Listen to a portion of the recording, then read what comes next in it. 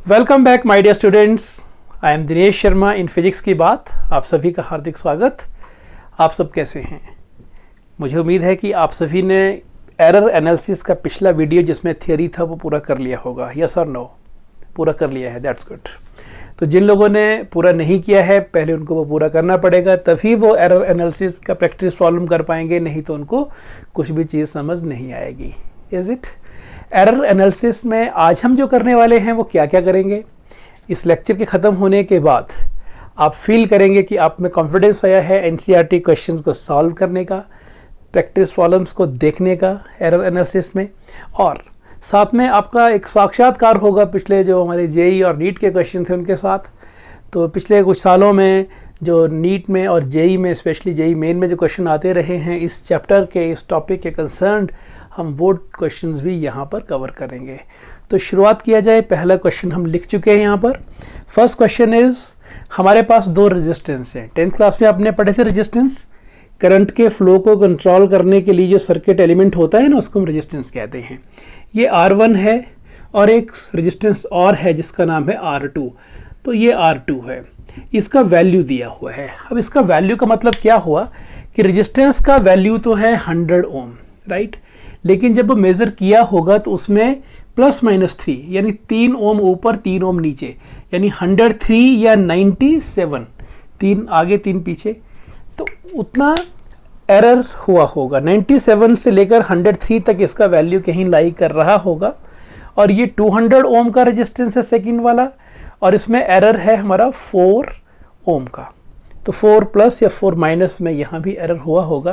Question ये है कि जब इन दोनों को आप सीरीज़ में जोड़ेंगे पहले तो इक्विवेलेंट रेजिस्टेंस कितना होगा। ध्यान रहे, क्योंकि हमें इनपुट जो दिया है ना वो कैसे दिया हुआ है, that is not in simple value, that is with error. तो हमको रिजल्ट को भी एरर के साथ ही रिपोर्ट करना होगा। आपको पता है, याद है कि यहाँ पर जो सीरीज़ में रेजिस्टेंस उसका फॉर्मूला क्या था, R1 + R2। यदि मान लीजिए दिस इज़ 100 ओम, एरर की बात छोड़िए फिलहाल, ये 200 ओम, तो 100 + 200, तो इसका आंसर आएगा 300 ओम। तो पहली बात तो यहाँ पर यह है कि रेजिस्टेंस कितना हुआ, एरर की बात बाद में करेंगे। तो that comes out to be, पहला है 100 ओम और दूसरा है 200 ओम, तो रेजिस्टेंस तो हमारा आएगा 300 ओम। अब बात रहेगी एरर की, तो इसकी बात करेंगे ना, what is error in the measurement of RS। अब हमने क्या पढ़ा था, आपने कॉम्बिनेशन रूल्स पढ़े थे। वेरी फर्स्ट रूल था सम रूल, जिसमें दो नंबर जब भी ऐड होते हैं, क्योंकि फार्मूला क्या दे रहे हैं हम कि R1 + R2 ऐड होके तो ये दे रहे हैं ना, तो जब भी दो नंबर्स ऐड होते हैं तो क्या करते थे, एरर्स भी ऐड हो जाती हैं। तो ये एरर और ये एरर दोनों ही ऐड हो गई। क्या था, error in the measurement of 1 + error in the measurement of second, यही था। पहले हमने मेन वैल्यू निकाल दी और अब हम एरर अलग से निकाल रहे हैं, दोनों को बाद में कंबाइन करके रिजल्ट दे देंगे।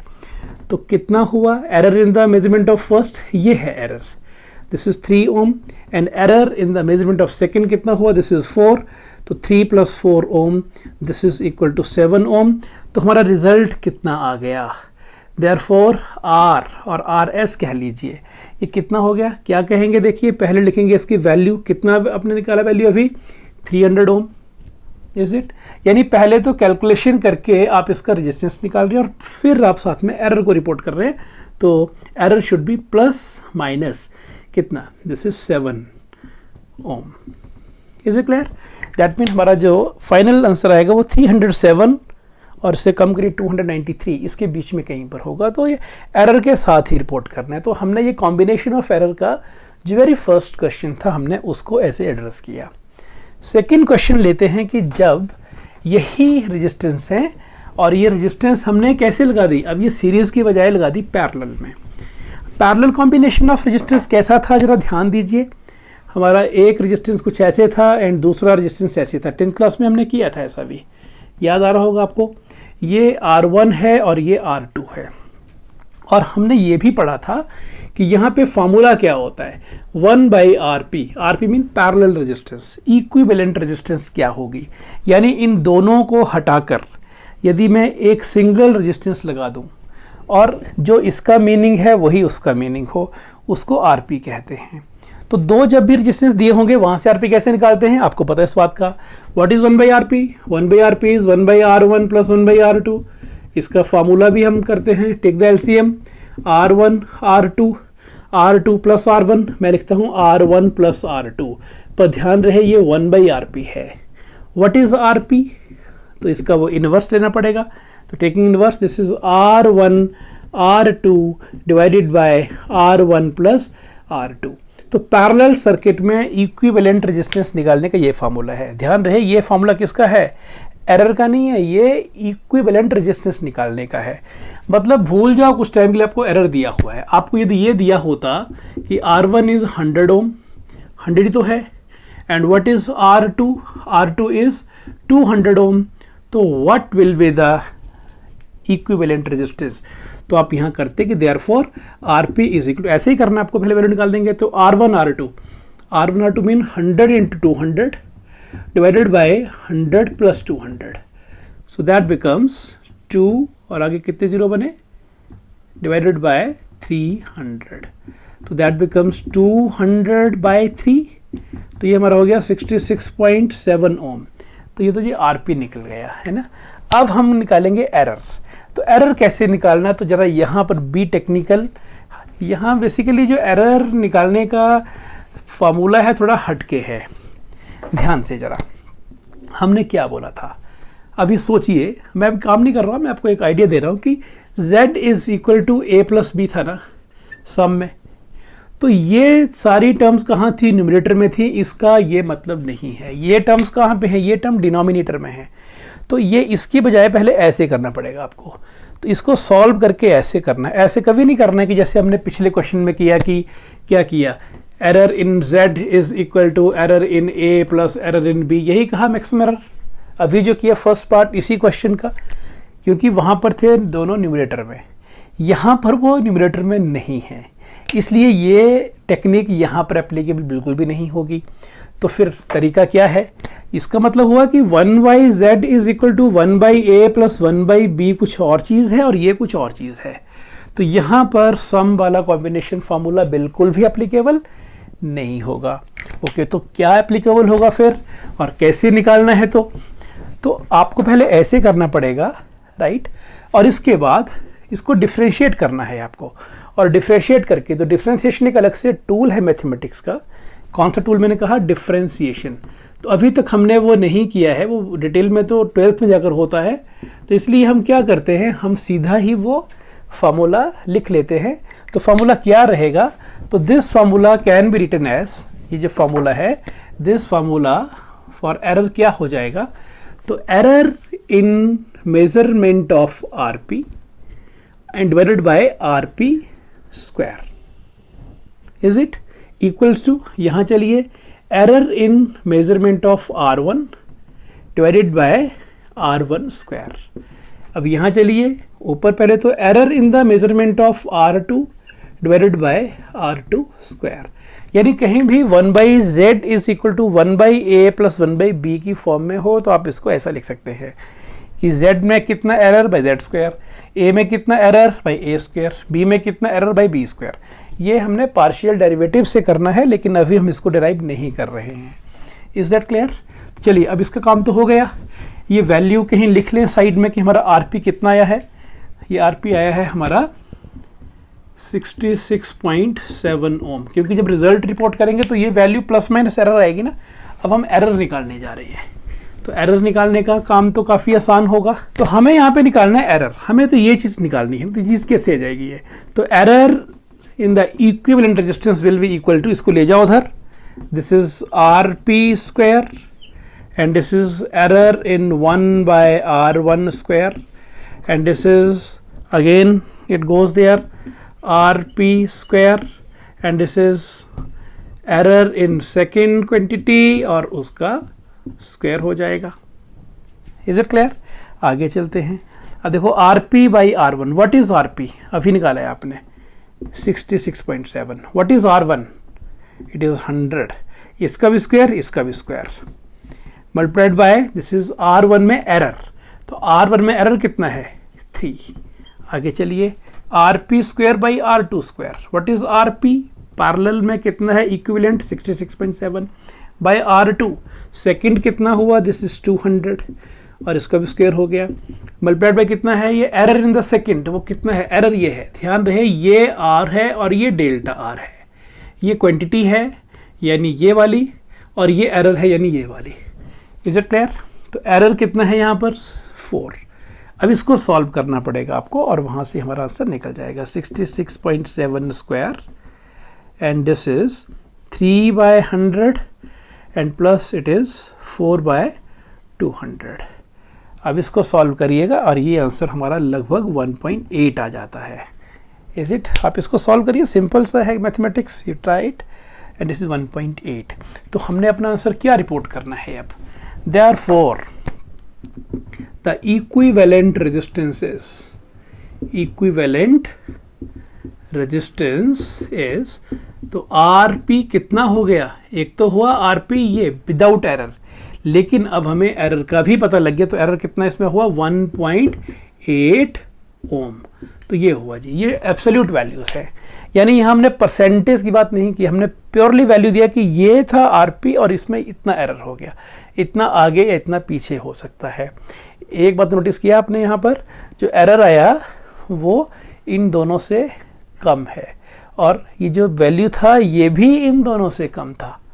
तो ये तो पैरेलल सर्किट की एक स्पेशलिटी है रेजिस्टेंसेस की। Anyhow this is our final answer. I hope this idea is clear to you. Let us come to second question now. अब देखिए इस क्वेश्चन में क्या करना है, हमें क्या दिया है आपको, T1 दिया है, ये टेम्परेचर है 20 degree Celsius plus minus half degree Celsius.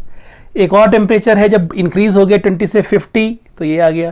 तो क्वेश्चन क्या कह रहा है हमें, क्वेश्चन कह रहा है कि फाइंड द टेम्परेचर डिफरेंस और जो एरर इन्वॉल्व है उनकी बात करनी है। तो टेम्परेचर डिफरेंस कितना हो गया, सोचिए what is the actual value और उसमें फिर एरर कितना हुआ। तो टेम्परेचर डिफरेंस को मैं T से लिख दूं फिलहाल, चलेगा? चलिए पूरा लिख लीजिए आप, यू राइट टेम्परेचर डिफरेंस और T लिख ले कितना हुआ, this minus this is T2 minus T1, agree? तो दैट इज 50 माइनस 20। अब यहाँ पर डिफरेंस है तो हम यहाँ पर कॉम्बिनेशन का रूल नंबर 2 को देख रहे हैं कि यहाँ पर आ गया 20 को माइनस किया 50 से 30 degree Celsius and what is error. तो एरर इन द मेजरमेंट कितना होगा, तो हमने क्या पढ़ा था कॉम्बिनेशन रूल्स में, एरर कितना होगा, दिस माइनस और this plus, yes it should B this plus. क्या बोले थे कि सम में और डिफरेंस दोनों में ये ऐड होती हैं एरर। तो 0.5 प्लस 0.5 डिग्री सेल्सियस और that becomes 1.0 degree Celsius, right? तो हमारा आंसर क्या आ गया, देयरफॉर इंक्रीज इन टेम्परेचर और temperature difference is equal to temperature difference equals to 30 plus minus 1 degree Celsius. Is it clear? Now this is practice problem number 3 और यहाँ पे आपको Z दिया हुआ है, काफ़ी मुश्किल लग रहा है ना, a power 4 b power 1/3 divided by c and d power 3/2 and you are to find relative error. You are to find relative error. तो relative error क्या होता है, इसका एक और नाम भी दिया था हमने, क्या नाम दिया था याद है कुछ, फ्रैक्शनल एरर। तो क्या होती थी वो, डेल्टा Z/Z, याद आ गया? एरर और एरर को फिर कंपैरिजन करना किसके साथ, मेन क्वांटिटी के साथ, यही था। तो चलिए लगाते हैं फॉर्मूला, यहाँ पर सीधा लिख सकते हैं डेल्टा Z/Z, पकड़ते हैं केक को। अब इसको कैसे किया जाए, अब एडिशन और डिफरेंस की बात तो खत्म होगी, बात रहेगी इस लास्ट के 3 वाले कॉम्बिनेशन रूल्स की। कौन कौन से, प्रोडक्ट, डिवीजन एंड एक्सपोनेंट। यहाँ पर एक्सपोनेंट है, एक्सपोनेंट में क्या था याद है, 4 आगे आना था, n आगे आता है, तो ये आगे पहुँच गया, 4 आ गया, एग्री? और इसमें लिखेंगे अब जो डेल्टा a बाई ए, ये हमने एक्सपोनेंट का रूल लगा दिया, ये last rule, n comes ahead delta a by a. और अब है मल्टीप्लिकेशन, तो उसमें क्या बोलते थे, sum of the relative error, चाहे वो डिवीजन हो चाहे वो प्रोडक्ट हो। तो इसमें प्लस करना पड़ेगा, ये कितना हो गया, this is 1/3 delta B by B, right? Division है कोई बात नहीं, तो क्या हो गया, again this is plus, this is delta C by C and again this is plus, this is 3/2, this is delta D by D. क्या देखें आप, चाहे वो प्रोडक्ट हो चाहे डिवीजन हो, एक्सपोनेंट में अपने सीधा ही प्लस करना है। तो this is the relative error in set. इनके वैल्यूज नहीं होते, उनको पुट कर लेते। परसेंटेज रिलेटिव एरर होता तो इंटू 100 लगा के आगे परसेंट लगा देते। तो नेक्स्ट क्वेश्चन कुछ वैसा लेते हैं। Is it clear up to here? Okay, let us take the fourth question now. अब देखिए fourth question, this is again NCERT question, काफ़ी अच्छा क्वेश्चन है। अब यहाँ भी एरर निकालने, कौन सा error? This is percentage relative error. चलिए पहले तो करते हैं कि if it was relative error तो क्या होता? डेल्टा पी बाई पी, जरा बोली मेरे साथ साथ, 3 आगे आएगा तो 3 into delta A by A plus, थोड़ा गैप छोड़ लेते हैं, कुछ हमने इसमें ऐड करना है, इसको थोड़ा मैं ऊपर लिख लेता हूँ, है ना। कितना था ये? 3.763। ओके, आगे चलते हैं। 2 आगे आ गया, this is delta B by B. आगे चलते हैं, प्लस 1/2। हाँ, डिवीजन प्रोडक्ट कोई दिक्कत नहीं, पावर 1/2 है ना ये। दिस डेल्टा सी बाई सी, कोई पावर नहीं तो सीधा ही प्लस डी बाई डी हो गया ये, राइट। थोड़ा इसको मैं गैप देके लिखता हूँ इसको भी।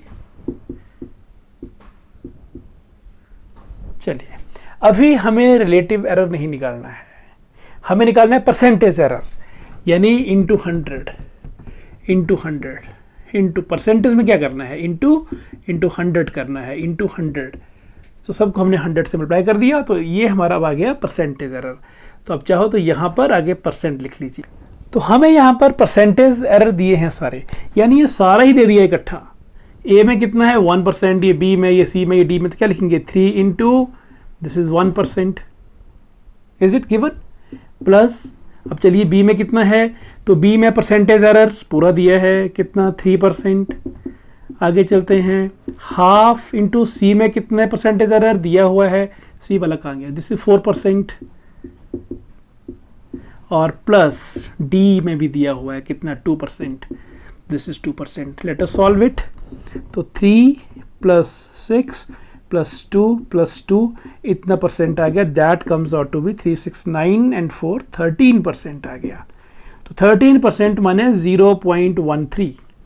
खैर, हमें तो परसेंटेज एरर ही पूछा था, तो हम तो लिखेंगे यही कि percentage error in measurement of P is 13%। Is it? तो क्वेश्चन का सेकेंड पार्ट देखिए। If the value of P is 3.763, तो इसे राउंड कैसे करते? फिर राउंड कैसे करते? एरर कितना है पी में? Error is 13%। 13% माने 0.13। एग्री? इसमें कितने हैं significant figures? 1 and 2 only. Leading zeros, ये तो खैर लीडिंग है ही नहीं है, तो शुरू की जीरो तो वैसे लेनी नहीं है।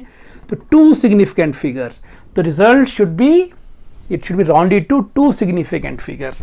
तो P कितना होना चाहिए? This is 3.763। सो 2 कहाँ तक रहे? सिर्फ ये, तो 3 अब ड्रॉप कैसे करना है पता है आपको, जिन्होंने सीखा है रूल्स टू राउंड ऑफ। तो यहाँ पर एक बढ़ जाएगा, 3.8 रह जाएगा, तो P is coming out to 3.8। तो इस तरीके से हमारा जो रिजल्ट आएगा, दिस प्लस माइनस दिस हो जाएगा वो। Is it clear? Let us go to the next question now. अब हम एक बहुत ही इंटरेस्टिंग क्वेश्चन करने जा रहे हैं, जो एनसीईआरटी क्वेश्चन है। जेईई मेन 2015 में एज इट इज आया था। आप पिछले जेईई के और नीट के क्वेश्चन पेपर देखते हैं तो वहाँ पर ये क्वेश्चन आपको एक या अदर फॉर्म में वैसा मिल जाता है। इस क्वेश्चन को समझें, क्वेश्चन क्या है, इसको जरा माइंड मैप में लेकर आएँ। और इसमें एक लूप है, थोड़ा सा जितना कई बार आसान लगता है उतना आसान होता नहीं है। जरा उस लूप को समझें तो आपको ज़्यादा मज़ा आएगा। तो आइए मेरे साथ ज़रा एक एक्टिविटी देखिए। दिस इज़ वन पेंडुलम, ये इसका धागे का length is the length of the string, और this is release from here and this is oscillating under gravity. और यहाँ यही क्वेश्चन है कि जो G होता है एक्सेलरेशन ड्यू टू ग्रेविटी, आपको उसी में एक्यूरेसी निकालना है। Find the accuracy, you can see here, find the accuracy in the value of G। Is it clear? Okay, तो क्या क्या दिया है और हमें क्या पता होना चाहिए। देखिए, सबसे पहली बात, जब मैं इस पेंडुलम को यहाँ से रिलीज करूँगा और ये गया और ये वापस आ गया, this is completing one, see once again, यहाँ से गया और वापस यहीं पर आ गया। तो इसने एक ऑसिलेशन पूरा किया। Time for this oscillation is called one time period. This is called it's a time period. और time period of simple pendulum का फार्मूला क्या होता है? This is 2 pi L length and G is acceleration gravity, इसका square root. ये बात पहले भी हुई थी। इसको स्क्वायर करें तो T² is equal to 4 pi square L/G, और हमें G चाहिए यहाँ पर, तो G कितना हो गया? तो G is equal to this is 4 pi square L divided by T square. तो ये हो गया G G, is it. So what is the fractional error in this G? तो क्योंकि एक्यूरेसी मतलब कि आपने इसको एरर के साथ रिपोर्ट करना है, तो क्या लिखे इसको, this is delta G by G is equal to 4 and pi square. इनमें तो कोई एरर नहीं होगा, दोनों ही कांस्टेंट हैं। हमने पहले कहा था कांस्टेंट में कोई एरर नहीं होता, रह गया एल बाई टी स्क्वायर। पहले बात करिए एल की, तो कितना बन गया, delta L by L divided by T square. कोई बात नहीं, अभी देखा आपने फ्रैक्शनल एरर कैसे होती हैं, ऐड ही होती हैं। ये टी स्क्वायर है, T square 2 comes in front and this is delta T by T. और यहां पर सिंबल्स का मीनिंग आपको क्लियर चाहिए। This is acceleration gravity, length and time period. Time period. अब चलते हैं जरा काम की बात पे, ये क्लियर हो गया। देखिए अब हमारे पास ये पेंडुलम है, और इस पेंडुलम को जब मैंने यहां से छोड़ा और मैं एकदम से पकड़ लेता हूं आफ्टर 1 टाइम पीरियड, तो इस टाइम को नोट करना केवल मुश्किल हो जाता है। तो व्हाट वी नॉर्मली डू, हम उसको रिलीज कर देंगे and we note the time for से 20 ऑसिलेशंस, 30 ऑसिलेशंस, 40 ऑसिलेशंस, है ना। रिस्ट वॉच यूज़ कर सकते हैं आप यहाँ पर, जैसे इन्होंने रिस्ट वॉच यूज़ किया है जिसका 1 सेकेंड तक वो टाइम को मेजर कर सकती है। आपकी आम घड़ी जो होती है बात उसी की हो रही है। तो यहाँ 100 ऑसिलेशन के लिए टाइम हो 90 सेकेंड, यानी यहाँ से रिलीज़ किया, ये 1 2 3 4 करते करते 100, टोटल टाइम कितना लिया, 90 सेकेंड। और जिस आदमी ने लास्ट में वो 90 सेकेंड नोट किए, जैसे आपने नोट किया, तो हो सकता है कि वो 1 सेकेंड आगे होता या 1 सेकेंड पीछे होता, यानी 89 सेकेंड से लेकर 91 सेकेंड तक टाइम वो वेरी कर सकता है। तो एरर कितना हुआ, 1 सेकेंड का। आपसे एक प्रश्न पूछता हूँ मैं, ये जो 1 सेकेंड का एरर बता रहे हैं, ये किस में है?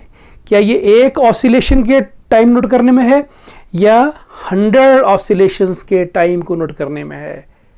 यस, यू आर राइट, ये है 100 ऑसिलेशन चलती रहीं और 90 सेकेंड जब टाइम हुआ तो नोट किया, तो उसमें गलती आई है।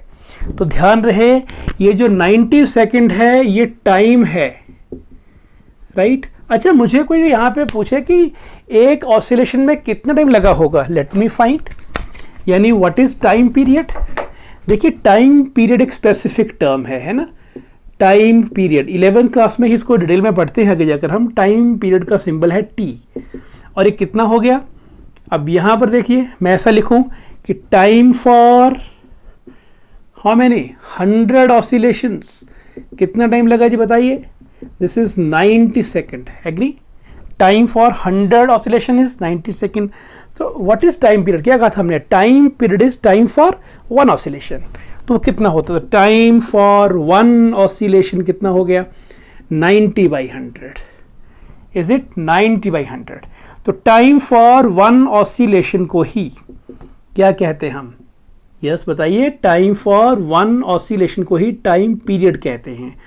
तो टाइम पीरियड यहां पर हो गया 90/100 सेकंड, यानी ये हो गया 0.9 सेकंड आ गया हमारे इस केस में। तो यानी अब देखिए जब यहां से रिलीज किया तो 1 सेकंड से भी कम टाइम में ये पेंडुलम वापस यहां पहुंच गया था, इज इट 0.9 सेकंड। तभी हम एक ऑसिलेशन का टाइम रिकॉर्ड करने में कुछ थोड़ा मुश्किल फील किए, हमने इसको 100 के लिए निकाला।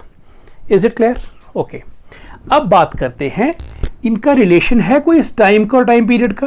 कुछ यहाँ से बात दिख रही है आपको, देखो यहाँ से, व्हाट इज टाइम पीरियड कैसे निकाला, मैं बोलूँ एक शॉर्टकट फार्मूला दो। ये तो निकाला आपने यूनिटरी मेथड से, है ना, एक एक नियम से। अब व्हाट इज शॉर्टकट, टी क्या होता है 90, what is 90, total time taken, total time taken divided by what is 100, number of oscillations, तो T/N, इज इट। तो टाइम पीरियड कैसे निकालते हैं, total time by number of oscillations. आपने किया सिर्फ 20 ऑसिलेशन, आपको लगे मान लीजिए यहाँ पर 18 सेकेंड, तो क्या लिखेंगे आप 18 सेकेंड T डिवाइडेड बाय 20, तो 1/1.8/2, this is again 0.9 like that. तो जितने ऑसिलेशन होंगे उसके हिसाब से टाइम वेरी करेगा। तो दिस इज जनरल फार्मूला। अब आपके बात में दिमाग में एक बात बिल्कुल समझ आ जानी चाहिए कि टाइम पीरियड कुछ और चीज़ है और स्मॉल टी कुछ और चीज़ है। और यहाँ फार्मूला में क्या दिया हुआ है, ये स्मॉल टी है capital T, this is capital T. ये टाइम पीरियड है, टाइम पीरियड मतलब ये इसकी बात हो रही है, यानी ये 90 सेकंड टाइम की बात यहाँ पे नहीं हो रही है। ये सोचिए ध्यान से। हालांकि मैं वैल्यू पुट करूँगा तो आंसर इससे भी आ जाएगा, लेकिन वहाँ पर जो लूप है उससे निकलना है आपने। लूप से निकलने के बाद वैल्यू पुट करेंगे, आंसर सेम आता है, फील हैप्पी। लेकिन लूप में फंस गए तो कई बार कोई टेक्निकल क्वेश्चन आ गया ना, तो वहाँ पर आप लूप में ही रह जाएंगे फिर आप। ओके, तो दो तरीके करने के हैं। या तो मैं इसको कर दूं कि डेल्टा टी बाई टी कितना हो गया, इसमें यदि यही फार्मूला हो तो एरर कितनी, मुझे तो निकालना डेल्टा टी बाई टी, तो मैंने इसी में एरर निकाल दी। अब लिखेंगे as we know that T is small T by N, what is T, पता लग गया आपको, this is total time taken, and what is small N, number of oscillations. Is it clear? So delta T by T 1 by N, N तो पता है आपको 20 है, 30 है, 40 है, तो फिक्स नंबर है, छोड़िए इसको, बाकी रह गया T, this is small T by T. तो जो अभी किया आपने फार्मूला सेम वही यूज हो गया। That mean delta T by T is same as delta T by T, यानी वहाँ पर जो डेल्टा टी बाई टी लिखा है आप उसके ये भी लिख सकते हैं।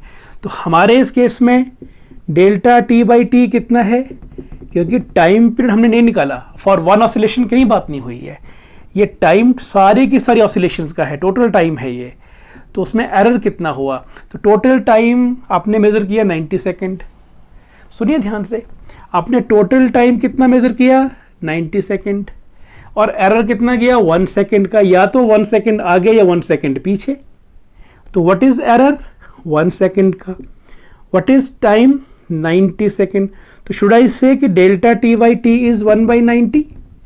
यस, एक बात समझ आ गई। ओके, चलिए पहले हम इसका आंसर निकालते हैं, फिर वापस इसी बात पर आएंगे जरा। तो delta G by G is equal to, क्योंकि एक बार यही क्वेश्चन, ऑलमोस्ट ऐसे क्वेश्चन एडवांस में आया था, तो वहां पर आप सीधा वैल्यू पुट करेंगे तो आप संकट में फंस जाएंगे। Now let us find the accuracy in G. Yes please, relative error in G, delta G by G is equal to delta L. What is error in the length?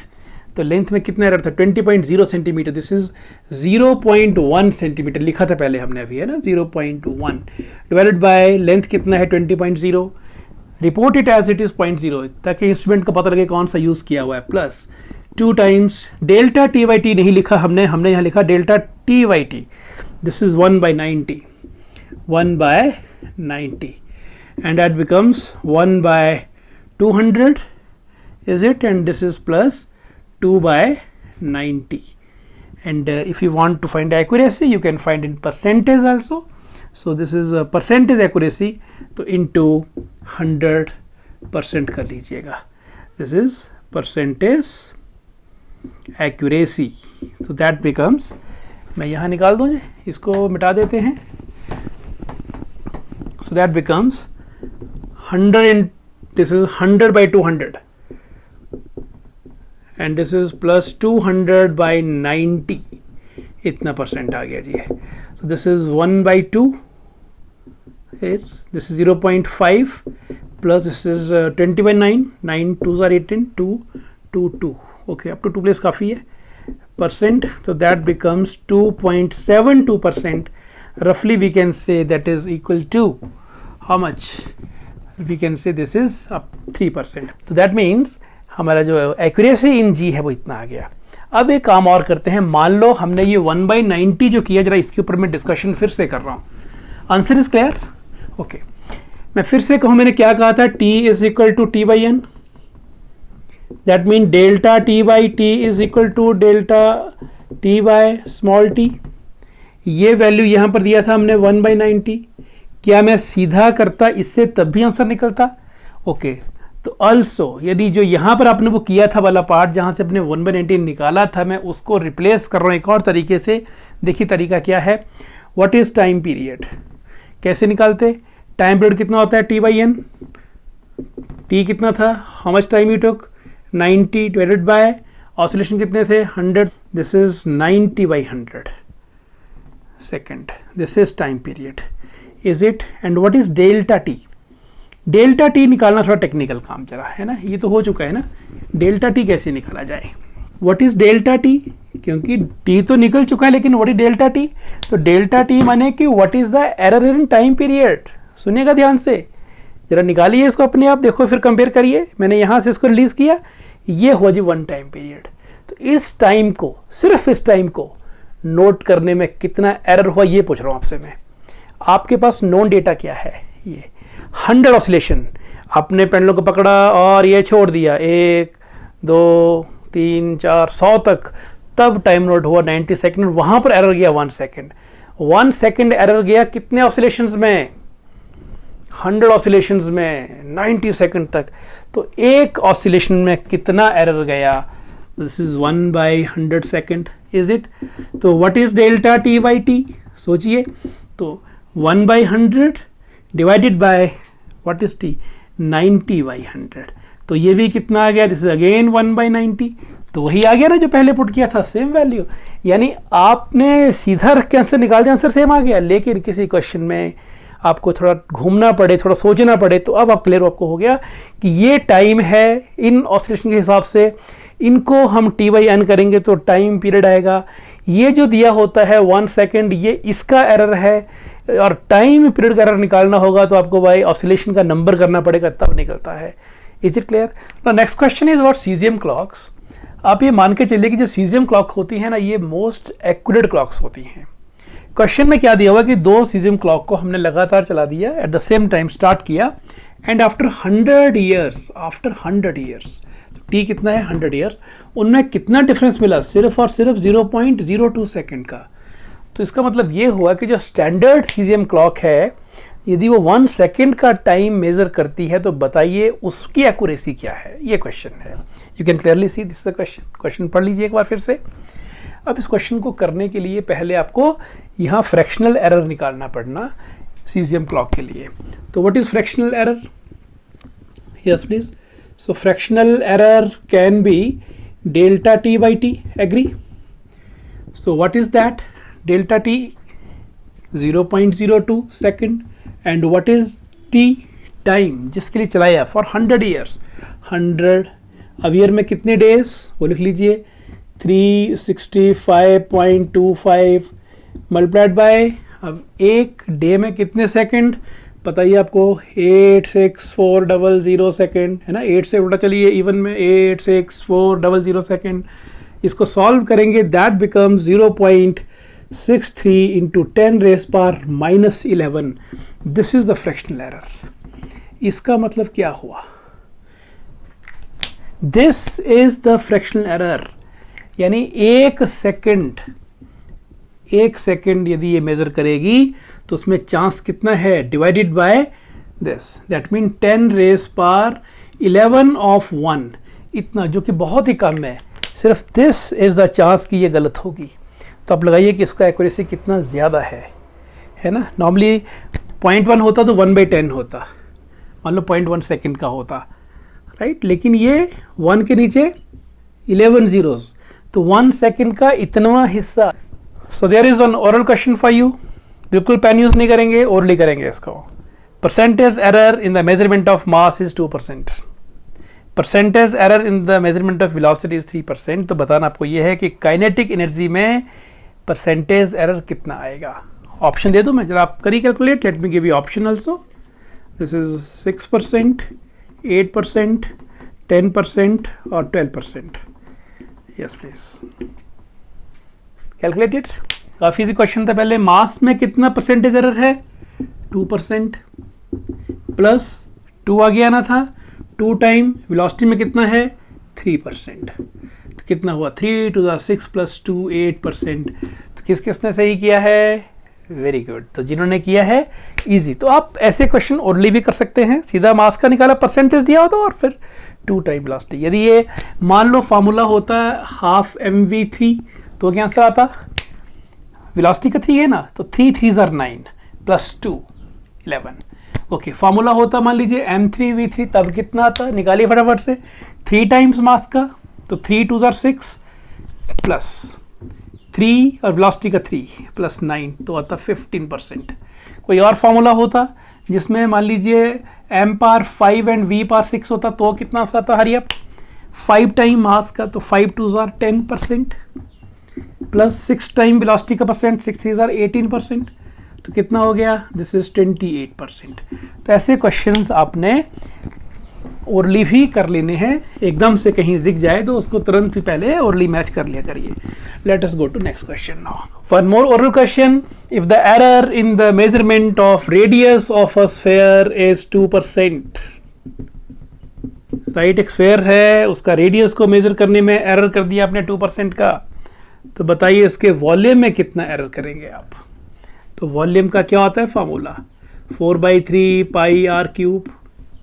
Oral कर दिया आपने, कितना आंसर है, very good. जिन्होंने कह दिया 6%, बहुत बढ़िया, 6%, 3 टाइम्स आर, क्योंकि 4 और 3 इनमें कोई एरर नहीं होगा, एब्सोल्यूट नंबर्स हैं, पाई में भी एरर नहीं होगा, तो ये तो हट गया सीन से सब कुछ। तो कितना आ गया, delta V by V into 100 is equal to 3 आगे आएगा, 3 time delta R by R into 100, और परसेंटेज एरर दिया था आपको यहाँ पर रेडियस का कितना, 2%, तो 3 इंटू 2, 6% इज आंसर। तो ये क्वेश्चन भी हमारे प्रीवियस क्वेश्चन रहे हैं एग्जामिनेशन के। तो एक और क्वेश्चन लेते हैं जरा, उसको देखिए आपको आता है कि नहीं आता है। अब ये क्वेश्चन देखिए, हम डायमेंशन में बात कर रहे थे यंग्स मॉडुलस की, किसी भी मटेरियल का, यह एक वायर है उसका यंग्स मॉडुलस निकाल रहे हैं, तो वो किन किन बातों पे डिपेंड करता है, उसका फार्मूला है। इसके ऊपर डिटेल डिस्कशन हम चैप्टर 7 में करेंगे 11th क्लास में ही। फिलहाल ध्यान दें फार्मूला के ऊपर, 4mgl pi d square l। Values are given, m दिया है, स्मॉल m है, चलो इसको आप स्मॉल m कर लो यहाँ पर, small m, g is given, l is also given, d diameter also given, and l length also given. सारी वैल्यू दी है, कौन सी नहीं दी है, 4 की और पाई की वैल्यू नहीं दी है, तो ये देनी चाहिए थी, बिल्कुल नहीं देनी चाहिए थी, क्योंकि ये तो कांस्टेंट है। इवन g का भी वैल्यू क्या देख रहे हैं आप, 9.81 units, all are in SI, तो 9.81 ये भी तो दिया ही हुआ है ना, तो ये भी स्टैंडर्ड वैल्यू है, तो लगता है यहाँ पर भी हमें इसकी जरूरत भी नहीं पड़ेगी। तो क्वेश्चन ये पूछा है कि सबसे पहली बात तो ये कि आप जब y का कैलकुलेशन करेंगे तो आप कितना परसेंटेज एरर करेंगे, और दूसरी बात, इनमें से कौन सी क्वांटिटी सबसे ज़्यादा एरर देने वाली है। आप देखिए जनरल सा बात है, ये इसका पावर 1 1 1 लेकिन इसका पावर 2 है, तो इसमें यदि एरर कर देंगे आप तो वो 2 टाइम हो जाएगा एरर वो, तो जिसकी जितनी ज़्यादा पावर होगी वो क्वांटिटी उतनी ही ज़्यादा एरर देने में सक्षम होगी। एनी हाउ हमें निकालना है what is the this percentage error और फ्रैक्शनल एरर निकाली पहले, तो डेल्टा वाई बाई वाई, ये तो फ्रैक्शनल एरर इंटू 100, ये हो गया percentage error in the measurement of Y, is equal to, यहाँ चले डेल्टा m बाय m, पहले इसकी बात की, आगे चले हम बाद में इकट्ठा कहेंगे 100 बाहर। g की बात करें, g तो छोड़ दीजिए क्योंकि उसका वैल्यू लगभग स्टैंडर्ड वैल्यू ही है। l की बात करते हैं, डेल्टा l बाई l, आगे चलते हैं d, तो डेल्टा d बाई d तो होगा, लेकिन साथ में पावर भी है तो वो 2 आगे आएगा ना, 2 d में कितना एरर, बाई d का वैल्यू जो होगा वो, प्लस l, तो this is delta l by l। अब यहाँ पर एक बात देखिए, एक समस्या दिख रही होगी आपको, यहाँ पर m, l, d और l के वैल्यूज दिए हैं, लेकिन ये delta m delta l error तो दिए नहीं यहाँ पर। अब ये कैसे निकाला जाए, पिछले क्वेश्चन में हमने क्या कहा था कि यदि ऐसी स्थिति आती है तो एरर कितना करेंगे आप, एरर वही होगा जो आपका लीस्ट काउंट होगा इंस्ट्रूमेंट का, तो यहाँ पर जो एरर होता है वो least count of the instrument ही होगा। तो कैन यू टेल मी कि यहाँ पर डेल्टा l कितना होगा, यस, डेल्टा m लिखो पहले, डेल्टा m कितना होगा, यस, डेल्टा m ये है तो 3.00 यानी 0.01 डेसिमल के 2 प्लेस तक गया ना, ये तो 0.1 लिखा है यहाँ पर। Okay, next is l, l में कितना एरर होगा, कैपिटल l में 0.001, 0.001। ओके, d में कितना एरर होगा, तो जरा इसको मिटा देता हूँ मैं यहाँ पर, d में कितना एरर होगा, तो d ये है 0.001, 001, और l में कितना एरर होगा, तो this will be equal to 0.001, 001। तो ये तो हमारे एरर आ गए, एंड दिस इज लिखा आपने delta y by Y into 100। Okay, delta m by m, what is error, 0.01 divided by what is m, m is 3.00 plus, अच्छा साथ में यहाँ पर भी 100 भी लिख ले आप, क्योंकि हमने इसको परसेंटेज एरर लिख रहे हैं ना, फ्रैक्शनल को हमने ऑलरेडी परसेंट में चेंज कर लिया था, यहाँ वहाँ करना भूल गए थे, right it here also. Delta l 0.001 divided by l 2.890 plus 2 times this is delta d 0.001 divided by D 0.082, delta L 0.001 divided by L is 0.087 और इस सारे को 100 से कर दिया मल्टीप्लाई, इतना परसेंट आ गया।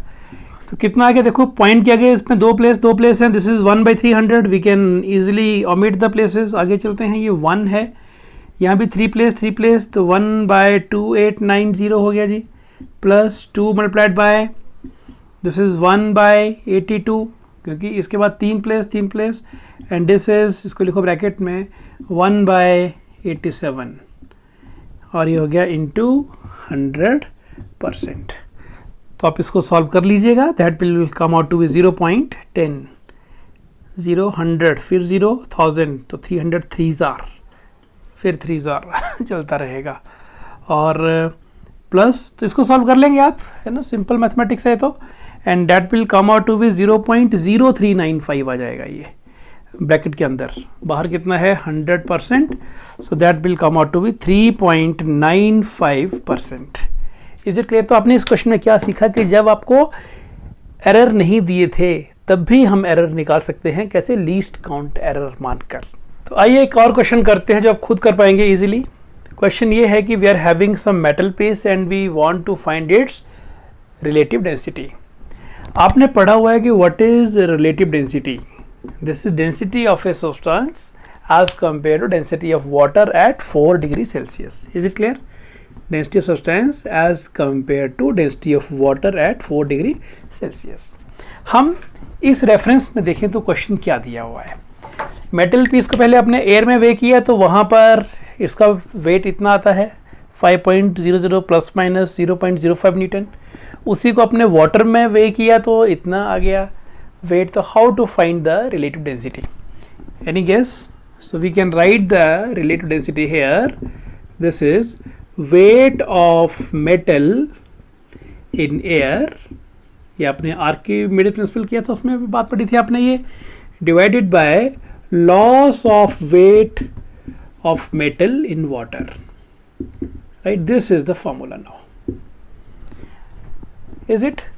तो रिलेटिव डेंसिटी को मैं ऐसे लिख दूँ, यहाँ पर RD कर लेता हूँ साथ में, ये चलो simply write the rho only, rho is weight of metal in air, वो कितना है वो दिया हुआ है, एंड लॉस ऑफ वेट ये आ गया। तो कैसे निकालेंगे, तो पहले तो निकालेंगे इसका वैल्यू एंड देन निकालेंगे इसका एरर। पहले ये निकालना है फिर ये निकालना है, ऐसे करते हैं ना। चलिए पहले ये निकालिए, व्हाट इज दिस डेंसिटी है कितना, RD कितना आया, wait of metal in air only इसकी बात करिए 5.00 divided by what is loss, तो 5.00 माइनस 4.00, लॉस कितना हुआ, ये तो वाटर में वेट है ना, तो लॉस कितना हुआ माइनस कर लेंगे, this is 5.00 divided by 1.00, that is 5.00। This is the value of relative density, it has no units because it's ratio of the same quantities. अब बात करते हैं कि what is error in the relative density. Error कितना होगा, तो यहीं से बनेगा फार्मूला। एरर का फार्मूला कैसे आता है, देखना पड़ना कि कॉम्बिनेशन कैसे हो रहा है। तो दिस बाय दिस डिवीजन है यहाँ पर, तो वेट, तो पहले बात करेंगे किसकी, error in first, weight in air divided by weight है कितना, ये weight in air plus loss, ध्यान रही लॉस है ये। तो अब यहाँ पर थोड़ा सा पहले आपको कैलकुलेट करना पड़ेगा कि what is error in the loss, error कितना हुआ इसमें। ध्यान दें जब इसको माइनस करेंगे, दिस माइनस दिस, तो दिस माइनस दिस, तो डिफरेंस में एरर्स ऐड हो जाती हैं, इसलिए यहाँ पर टोटल एरर कितनी बनेगी 0.05 प्लस 0.05, जब लॉस निकालेंगे तो दिस इज 0. कितना आ गया ये 1, तो 0.1 आएगा ये। तो यहाँ पर एरर इन द वेट कौन सा, ये लॉस है, ये तो मैं इसको लॉस लिख लूँ डिवाइडेड बाय लॉस। तो चलिए अब तो सब कुछ हो चुका है और आंसर निकल जाना चाहिए अब तो that is coming out to be what is error here 0.05 divided by ये कितना है 5.00 प्लस, आगे चलते हैं। अब ये कितना है, तो डिफरेंस करके दिया था ना आपने, तो दिस वाज 0.1, हाँ इन दोनों को जब ऐड किए थे, डिफरेंस में भी क्या होता है, एरर्स ऐड होती हैं, absolute errors are added in the difference also, तो वहाँ से डिवाइडेड बाय कितना था loss 1.00, so that becomes this is 0.01 plus this is 0.1, so that becomes 0.11 और simple this is 11%. Is it clear? तो यहाँ पर भी एक डिफरेंट क्वेश्चन था जहाँ पर आपको गिवन डेटा में ही वो आपने यहाँ पे एरर कैसे निकाला डिफरेंस वाला, तो please be attentive there. So I think this was all for today. अभी इन क्वेश्चन की प्रैक्टिस करिएगा, जब इनके ऊपर आपका मास्टरी हो जाएगा देन इन्फॉर्म मी, तब हम एक और थोड़ा सा एक हाई लेवल का क्वेश्चन का सेट और बनाएंगे और उनके ऊपर भी काम करेंगे. सो एरर एनालिसिस में यदि आप ये भी कर लेंगे तब भी आप बहुत ही ज़्यादा प्रॉब्लम्स को सॉल्व कर पाएंगे और आपका जो विज़न है वो काफ़ी ब्रॉड हो जाएगा. सो ठीक है जी, अपना ध्यान रखिए, खूब काम करिए, इन सारे क्वेश्चन को पूरा कर दीजिए. Wish you all the best. मिलते हैं फिर से नेक्स्ट वीडियो में.